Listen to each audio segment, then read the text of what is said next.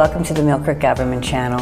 I'm Judy Zelina. On our program today we have Kim Green, who is the Executive Director of the Erie Redevelopment Authority, and also we have Josh Freefeld. Did I pronounce that correctly? That's close, yes. Close? Yes. Okay. And he is a Program Manager at the Erie Redevelopment Authority. Now, many homes built before 1978 have lead-based paint. And this has become a problem not only nationwide, but also in Erie County. And here to tell us about this problem and also how the Erie Redevelopment Authority is able to help is why we have Kim and Josh on the program. Thank you so much for joining us today. Thank you for having us, Judy. It's our pleasure to be here and to be out into the Millcreek area to talk a little bit about lead and the dangers that families are faced with that are living in homes that were built before 1978. I wanted to also mention, we were talking briefly, this program has been in effect here in Erie County for how long? A little over 10 years, but it has just been since 2010 that the City Redevelopment Authority has expanded the program out into the Millcreek community. So we're relatively new here in Millcreek, so that's Sure. why we wanted to get the word out to our viewers in surrounding areas that you guys are here to help us. Sure. I think it might be good to let your viewers know what some of the dangers of lead. I think so too. What that presents. Yeah, the dangers in general. Exactly. Josh, as our program manager, really has the oversight of this particular project. So I'll let him talk a little bit about the dangers of lead. Okay. Lead can be a problem for people from ages being an infant to adults. It causes respiratory problems, behavioral problems for children. A lot of people assume that children have ADHD, but in reality they're lead poisoned. So there's a lot of problems, growth, disabilities as well in children that can affect people who've been lead poisoned. So there's programs out there that the Redevelopment Authority offer that enable us to hopefully stop the spread of lead poisoning. I think I'm surprised when we were talking that there's no age discrimination for lead poisoning, because I think the commercials that I see just focus on young children. So I'm just thinking, well, geez, if it's only for young children. I think the dangers are much more prevalent in children because of their small bodies and absorbing that lead into their system. Also, children are the ones that are going to be more apt to be picking up paint chips or playing in areas where they're getting the lead from the paint on their fingers and then putting their fingers into their mouths. Adults, typically, we're not doing as much of that, so we don't see as much of it with the adults, but it certainly is still a problem for adults. How am I going to know if I have a risk in my household? How do I go about finding that out? And that's really where the Redevelopment Authority comes in. We come out and we do a risk assessment and a paint inspection, which tells us how much lead there is in your home and what the dangers to you and your family are. We're able to do this through a grant that we received from the Department of Housing and Urban Development, and we specifically target low to moderate income families and families with a child under the age of 6. Proportionately, people that are living in poverty, we see a lot more lead poisoning in those families than we do in other families. Is it because that the housing that they're in is older housing, so it's more affordable for their income bracket? Typically, a lot of the older housing is less expensive, and so those living on very limited budgets tend to be in that type of housing rather than a brand new house. Once, after 1978, there was no more lead in our paint, and so you don't have to worry if you're in a home that was built after 1978.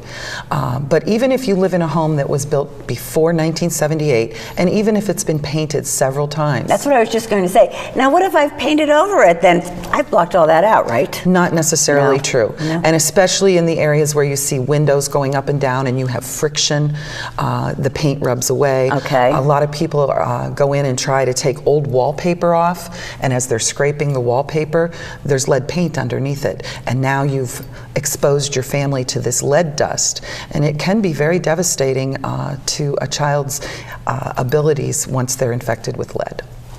Now, again, where do the funds come from for this program? They're competitive funds, and the Redevelopment Authority for 10 years now has been going after these lead grants from Housing and Urban Development. Okay.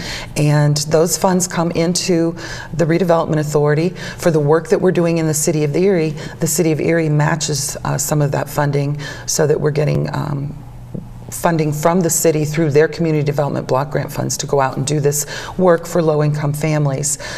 The reason that we've been able to expand, quite frankly, is because Barry Grossman, our county executive, saw that this is not just a problem in the City of Erie, it's a problem throughout the whole county.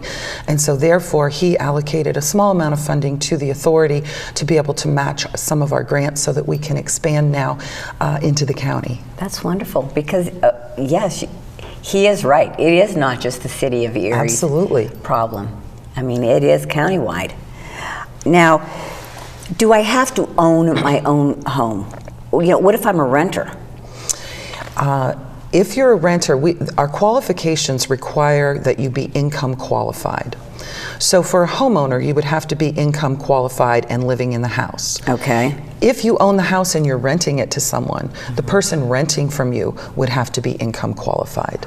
And again, always a child under the age of 6 living in the home, or a child under the age of 6 that visits on a very, very regular basis. Okay. So if you have grandparents perhaps that are babysitting for a child throughout the week, that they would be eligible if they met the income eligibility. Okay. Now, say I'm going to hire somebody to come in and do some work. From talking with you guys, this contractor has to be licensed by the Pennsylvania Department of Labor and Industry, correct? That is correct. All of the contractors that work with us have workers that are certified to actually take care of the lead hazards, as well as supervisors that oversee the workers to make sure that the job is cleaned up properly and managed the way it needs to be. Okay. Now, how do I know if one of these workers is licensed? They can come to me and say, oh, I'm licensed. I'm a trusting soul. Well, I think if they're redevelopment authority workers, our contractors but I'm talking are. private contractors. If a private contractor comes in, because you're not talking. What I want to let people know is, it's not just if your workers come in. Right. If Exactly. I'm hiring someone to do a job, and my home was built in 1965. That contractor has to be licensed, correct? Correct. They will have a Pennsylvania registration number from the Department of Labor and Industry that they should be able to show you. All right. They will also have an EPA certification that allows them to perform renovate, repair, and paint remediation at the property, as well as having a lead worker card that you could verify. So there's a few steps that if you're just going about it without coming to the Redevelopment Authority, that you can actually say, look, I need to see your accreditations, and they will be able to provide that to you if they have that. Okay. And certainly people are always free to call the Redevelopment Authority. We can give them this information over the phone if they're working with a private contractor, Okay. so that they know that the person that they have coming into their home isn't going to come in and make their children and their family sick. Okay. A lot of people don't realize, and I know there are a lot of landlords, even out here in Millcreek, that as a landlord, if you're going to go in and change a window in someone's home or paint in your unit that you're renting out, you actually now by federal law have to be certified through the Environmental Protection Agency to be able to go in and do that work. We can help provide that training also. I was just going to ask, what is involved in that training for any private individual, and also for your workers? Sure. What entails that program? Sure. It is called the Renovate, Repair, and Paint Training Rule. And what happens is landlords and contractors who don't have the accreditation currently come to us. We set up training classes, and it's an 8-hour class that allows them to understand the proper cleaning methods, the proper maintenance and ongoing monitoring of the house when they're actually performing the work to protect either the tenant or the client. Okay, it's an 8-hour class, and they get a 5-year certificate, which enables them to actually do the renovations that are necessary in a lead-safe manner to the property. All right, I have a question Sure. too. Now, say for instance, I have a company, and I've got 5 workers. Do I have to send all 5 workers to this program, or can just you send one to be certified? How does that work? In that case, you can just send one of them, but it's the responsibility of that person to then train the other ones in lead-safe practices. All right, okay. Okay. So, but got to look in their hot little hands for that certificate and that card. Exactly. You know, you can't just trust them and say, "Oh, I know what I'm doing. Just leave the house and don't breathe." You know, I think that's not the way to do it, right, Josh? Not at all. No, it's all about the card. I think your viewers might be interested too in some of the things that we do when we come in and we find that there are lead hazards in the home. Okay. Typically, those things include things like new windows, new doors. We paint walls. We might have to remove a wall and just completely remove a wall and put a new wall in. But for the most part, painting, putting in new flooring, it might require us to put new siding on your home. All of these things for the owner-occupied unit are 100% covered by our grant. So, and we do about an average of $9,000 of work per home. Really? Yeah. Oh my gosh. And this is all provided through the grant? It is. It is. Now, when you're doing this work, I'm kind of curious. Do you need special equipment to do this process? There are some things that protect the workers when they're out there, as well as the homeowner or the tenants. Right, because I'm thinking dust flying all around the place. Exactly. They're supposed to use wet-safe methods. They don't dry dust. They don't dry scrape. They mist everything down first, then clean it. They make sure there's heavy-duty plastic over all the furniture that is not moved, as well as on the floors. There's specific regulations and guidelines that they have to follow to ensure that. In many cases, we actually pay to relocate the homeowner or the renter while we're doing the work, so that they don't become exposed to any lead while our contractors are in there doing the work. So we may, if it's a renter, we may take that renter and relocate them temporarily. It's usually less than 10 days. Okay. Now, say I have a risk in my home. I don't have children under 6, nor do I have children under 6 visiting me. Right. Is this something I really have to be concerned about, or can I just bypass the special process of, say, getting a door put in or a window put in? Well, there's always going to be that risk, and you may have noticed when you go to sell your house, or if you're renting a house out, there's now paperwork that you have to fill out about the fact that your house was built before 1978 and it may contain a lead hazard. Oh, okay. So I think it's always a benefit to the homeowner to be able to say, we have went through the process and we can tell you that this home is now lead safe as a result of the work that we do at the authority. So it's a win-win situation really for the homeowner, renter, and the buyer. The Redevelopment Authority also keeps a registry of the homes that we have made lead safe over the years, and during the course of this grant we've made about 850 homes lead safe in our area. It's a small dent. We have 90,000 homes in Erie County that were built before 1978, so we still have a lot of work to do. Okay. Yes, you do. I wanted to talk a little bit about the eligibility requirements for this program. Sure. Well, let's see. You must be low to moderate income. All right. So let's say for a family of 4, that number is going to be about $48,000 in annual income. All right. So you've got to meet that guideline, or your renter has to meet that guideline. Okay. You have to have the child under the age 6.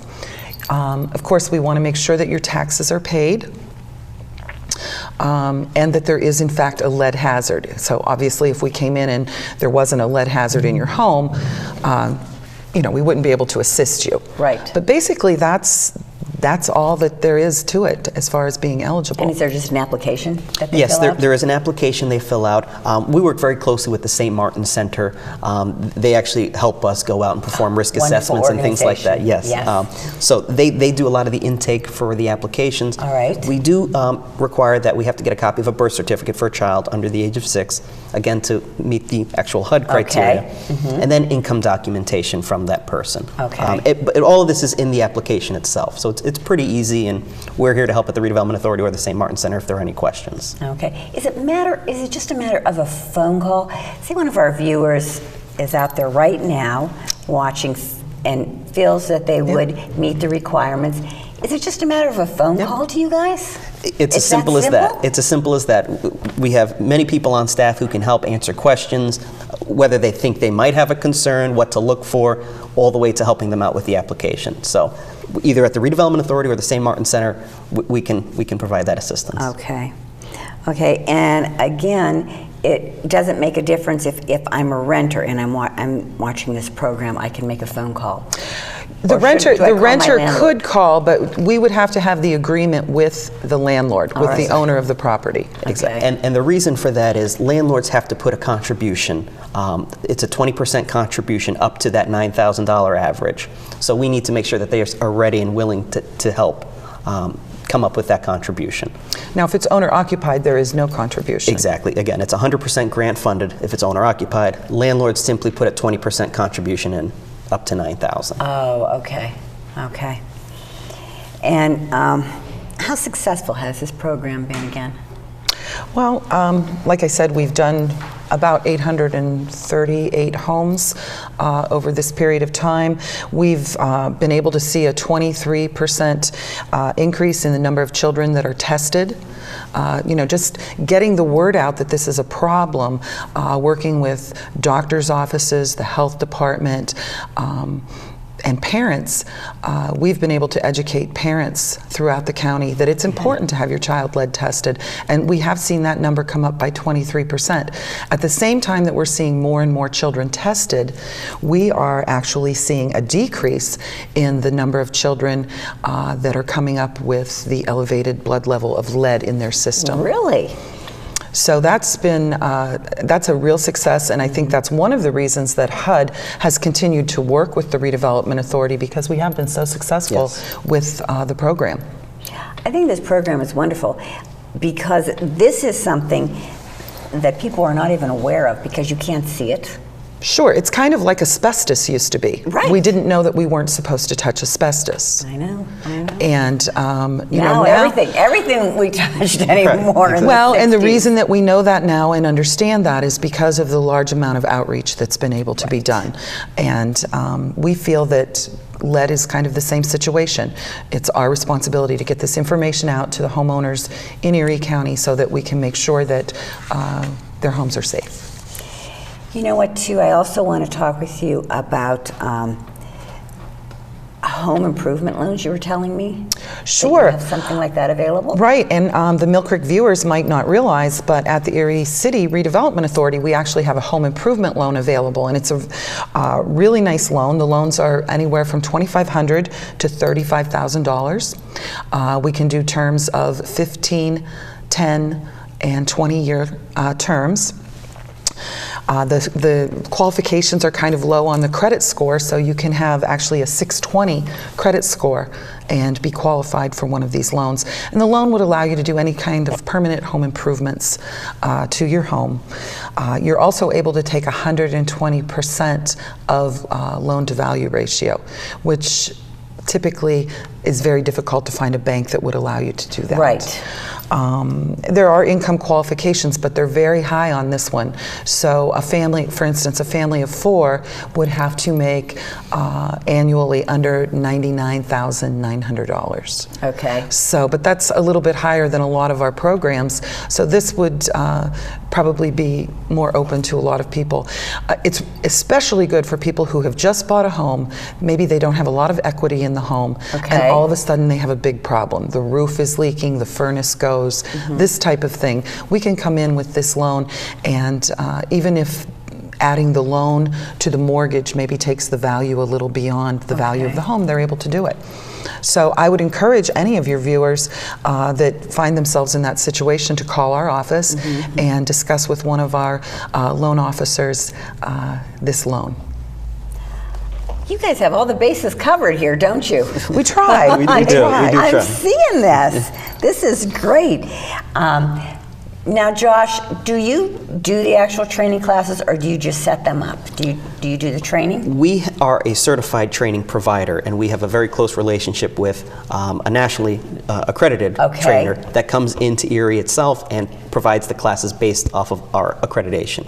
All right. We schedule the training events and work very closely to make sure that those classes are as filled as possible. I see. Okay. And of course, I would have to say probably most of your contractors here in Erie County are on board with this. We have a Most pool, of them, yeah. yes, we have a pool of about 8 to 10 contractors that we work with that go countywide, that have all the proper certifications and accreditation. We are trying to expand that contractor pool, so if anybody is interested, they are certainly willing to give us, more than willing to call us, and we'd be willing to help them. And we are working with other contractors besides the typical, besides the 10 that work with our agency. We are working with other contractors countywide to make sure that all of the contractors in Erie County get this training. So that's your goal? Absolutely. That is. That anyone that's going to be doing home improvement is aware of this and is certified. Remember that certification, viewers. Now, how can our viewers obtain more information on the lead program? Well, I would suggest that they call our office. The number at our office, I think you probably have it, so you can put it on the screen for your viewers, but the number at our office is 870-1540, or they can call the St. Martin Center, and that number is 452-6113, and they'd want to ask for extension 231. Okay. And we have trained intake consultants there that are going to help them through the process of applying. Okay. Do you have information on a website? Sure, always. Our website is www.redeveloperie.org. Okay. Our time's coming to an end. Is there anything that you can think of that we have not touched base on? I think we covered it. I think we did a really good job on these two programs. So I'm just Great programs. really happy that we're able to be out in Millcreek and doing some of this exciting work out in your Well, we're area. happy that you're here too, and I'm so glad that we were able to get the word out for you guys. Thank you. Kim, thank you so much for joining us. Thank you for having us. And Josh, it was a pleasure to meet you. Nice meeting you. Thank you for having me. Viewers, if you have any questions on this program, please feel free to give them a call. Thank you for tuning into the Millcreek Government Channel. Until next time, have a wonderful day.